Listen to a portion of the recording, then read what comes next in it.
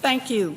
Mr. President, I am glad to join Senator Merkley, Senator Nelson, and Senator Reid on the floor today. I thank Senator Merkley for pulling us together here. We are here to say no. No to the industry lobbyists, no to their friends in Congress who are threatening a government shutdown if we won't roll back rules that protect consumers and protect the safety of our financial system. You know, it's a pretty neat trick. The lobbyists know they probably can't get a rollback of financial regulations passed out in the open where the American people can actually see what's happening and see which senators and which representatives voted to gut the rules that protect working families. So instead, they tack rollbacks onto must-pass legislation, like the upcoming government funding bill, to give their friends in Congress a lot of cover for voting yes. It's cynical. It's cynical and it's corrupt, but it usually works. Just last year, Citigroup lobbyists wrote a provision to blast a hole in Dodd-Frank. The part of the law that was blown up was called, and I'm quoting the title here, Prohibition Against Federal Government Bailouts of Swaps Entities. The idea behind the rule was pretty simple. If a big bank wanted to engage in certain kinds of risky deals, like the credit default swaps that had been at the heart of the 2008 crisis, they had to bear all of that risk themselves instead of passing it along to taxpayers. Now, the big banks wanted that rule repealed, and the only way to do it was to put it on a bill that had to pass or the government would shut down. And that is exactly what they did. For a year, Congressman Elijah Cummings and I worked to document the impact of that Citigroup amendment. And we finally got what we needed. The FDIC estimates that the provision written by Citigroup lobbyists last year that allows a few big banks to put taxpayers on the hook for risky swaps has an estimated value of almost $10 trillion. And who is gobbling up that $10 trillion of risk? Three huge banks: Citigroup, JP Morgan Chase, and Bank of America. Three banks, nearly $10 trillion. $10 trillion, a lot of risky business. These banks will happily suck down the profits when their high-stakes bets work out, and they will just as happily turn to the taxpayers to bail them out if there's a problem. All this because the lobbyists persuaded Congress to do just one little favor in a must-pass bill.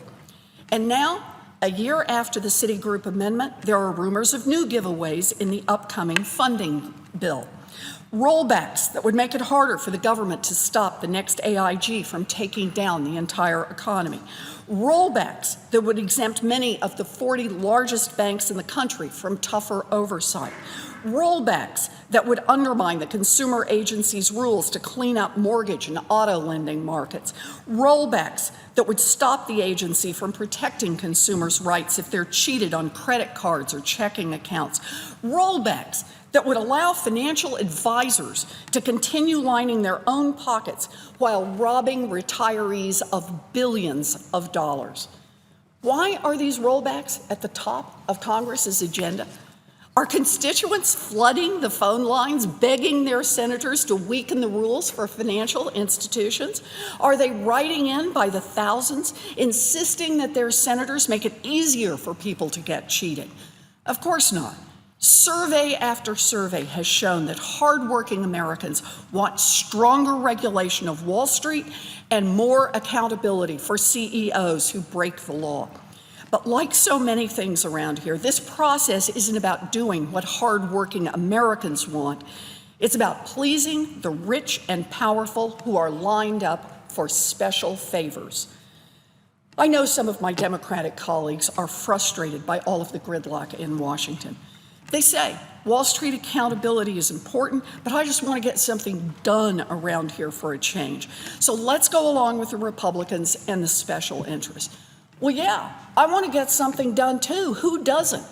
But I didn't come here to carry water for Wall Street and a bunch of special interests. If Republicans think that it's time to talk about financial reform, then let's put it on the table. If the industry wants to push rollbacks, then I want to make it easier to send bankers to jail when they launder money or cheat consumers. If the industry wants to chip away at financial oversight, then I want to have a serious conversation on the record about breaking up the biggest banks. And if they're too scared to have that conversation out in the open, then senators shouldn't be handing out special favors behind closed doors. The upcoming debate about government funding bill is going to boil down to one question. Whose side are you on? Are you on the side of working families who got punched in the gut and want stronger rules for Wall Street? Or are you on the side of the giant financial institutions that broke the economy, got bailed out, and are once again trying to call the shots on Capitol Hill? Well, me, I'm with the families. And I'm ready to say no to the bank CEOs, no to the industry lobbyists, and no to all of their buddies here in Congress. Mr. President, I yield the remainder of my time to Senator Merkley. Mr. President, really appreciate the remarks from the senior senator from Massachusetts, who has brought so much personal research in the course of her career and passion and insight to this battle, who put forward the idea of a Consumer Financial Protection Bureau to provide oversight of these predatory practices, and who's been such a watchdog about these practices. And I would just ask her before she leaves the floor, why is it that this discussion is happening right now in terms of policy writers on must-pass spending bills rather than happening in light of day with a committee hearing, a banking committee hearing where this can be fully discussed and debated? Well, Senator, you raised the right question, but I think it's pretty obvious. If these proposals were debated out in public, where everyone in America could see them, they wouldn't pass. People don't want to line up to vote for fewer restrictions on Wall Street. They don't want to line up to vote for more opportunities to cheat American families. So instead, the idea is just tack it on something else that's going to move through. And then the question is, will people vote to keep the government open? And that gives a lot of people here in Congress who want to help the big financial institutions a lot of cover. And that is fundamentally wrong. One of the things that we have had a lot of concern about is that the Consumer Financial Protection Bureau, which is making sure that predatory mortgages don't return, which were a key product that helped drive the collapse in 2007, 2008, that those practices could return if the ability of the CFPB to regulate them is diminished by changing its the governing structure of the CFPB, or by being able to shut down the funds that enable it to operate. Is that a good idea or a bad idea? You know, the CFPB works. It works to help protect America's families. It works to help level the playing field. Already, that agency has been up and operational for just a little over 4 years, and it has forced the biggest financial institutions in this country to return more than $11 billion directly to families they cheated. It has handled more than 750,000 complaints against big financial institutions, against payday lenders, against college loan servicers that are cheating people, that are tricking people. And so, what is the response? While it's helping the American people, it's costing a handful of the biggest financial institutions in this country real money. And they're trying to find a way to make sure that the consumer agency doesn't do its job.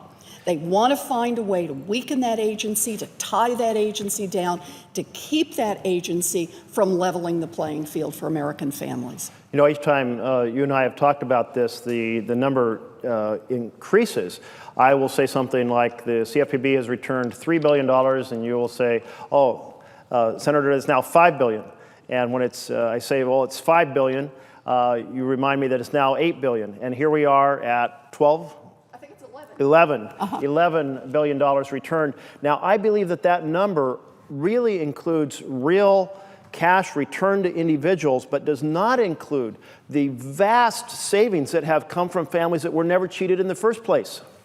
I think one of the most important parts of this is the consumer agency said, when credit card companies, for example, got caught cheating people, it said to those credit card companies, look, you had people's addresses to be able to cheat them. Now you have people's addresses to send them checks, to pay them back.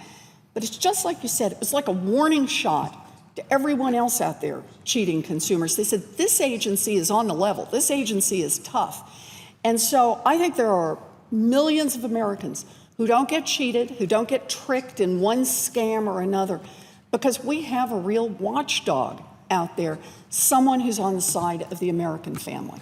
Well, I thank you so much for your presenting this idea before you were here in the U.S. Senate, and for helping, well, stepping in to be the initial director to get it up and running, and now being here to make sure that we defend its ability to provide fair financial products for America's families. Products that enable families to build their wealth rather than having wealth-stripping scams hurt and destroy the finances of American families. I only want to add, I am grateful for all the work you have done on behalf of American consumers and all the work you did to get the consumer agency through Congress and now to protect it when the big banks are coming after it. Thank you for all you do, Senator Merkley.